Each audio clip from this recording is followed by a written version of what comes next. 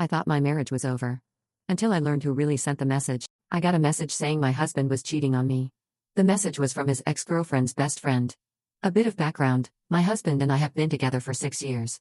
We have a pretty solid relationship. We don't really argue, he's open about how he feels, and we've always been on the same page about everything. Before we got together, he lived across the country, about 4 states away. We met at a work course and hit it off right away. We kept in touch for about a year until he decided he wanted to be with me. He transferred his job to my city, and we've been together ever since. A year before we started dating, my husband dated this woman named Charlene for about 2 years, until she left him. I knew about her, but I never met her or thought much of her, until a few months into our relationship. One day, Charlene texted him saying she thought I had hacked her social media accounts. He asked her why she thought that, and she couldn't really explain. I handed over my devices to show him I hadn't touched anything. I don't even know how to hack a profile. He told her it wasn't me, and that was that. A few days later, my husband started getting weird texts and phone calls from random numbers. People were sending vulgar messages. Turns out, Charlene had posted his number on Facebook with a caption saying, "This person hacked my profiles and is stalking me." He wasn't even connected to her on social media, so he had no idea until a friend told him. Thankfully, he blocked the numbers, and it eventually stopped. Fast forward 5 years. We hadn't heard from or about Charlene since, and we've completely forgotten about her. Then, my husband's sister had a baby, in the same town Charlene lives in. He hadn't been back there in years, so we decided to visit his family. Everything was fine at first. He met up with some old friends, and we spent a few days just relaxing. But then I started getting random friend requests from girls I didn't know, girls from that same small town. None of them had mutuals with me or my husband. I asked him if he knew them, and he said one name sounded familiar, maybe someone he went to school with. I thought it was weird, deleted the requests, and moved on. Then, the next night, I got a message request on Instagram from another woman I didn't know. She said she knew my husband from childhood, and that he'd been messaging her on Tinder. She sent screenshots. My husband's supposed Tinder account had a verified checkmark and used an old picture of him from his brother's Facebook, a photo he hates.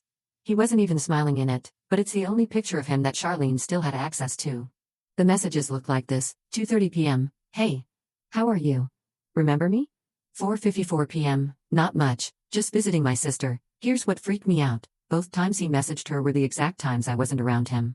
I ran to the grocery store around 2, and at 4:53 I texted him a poop emoji while he was in the bathroom. Still, the messages didn't sound like him. He doesn't type with double exclamation marks or smiley faces like that. I showed him everything immediately. Without hesitation, he unlocked his phone and handed it to me. I searched through all his apps, messages, and social media, nothing. No Tinder app. No deleted history. He even opened the App Store, downloaded Tinder in front of me, and entered his number. It said no account existed under his name. He looked at the screenshots again and recognized the girl's face, one of Charlene's best friends from college. That's when I started putting things together. It didn't make sense that he'd risk everything now. We'd just bought a condo together 3 days earlier. And why would he use an old photo only Charlene had access to? It all felt planned. I messaged the girl back and said, "Oh, that's weird because my husband hasn't even had his phone on him. He dropped it a few days ago." She replied, "Oh. Okay. Welcome." And never said another word. 4 days later, the truth came out. While visiting his sister again, I told her the whole story. She looked at the message and said something seemed off. The woman's Facebook page was completely blank, no photos, no friends, no posts, nothing. Her name was Sarah Smith. And the account had been created that same day. We dug deeper.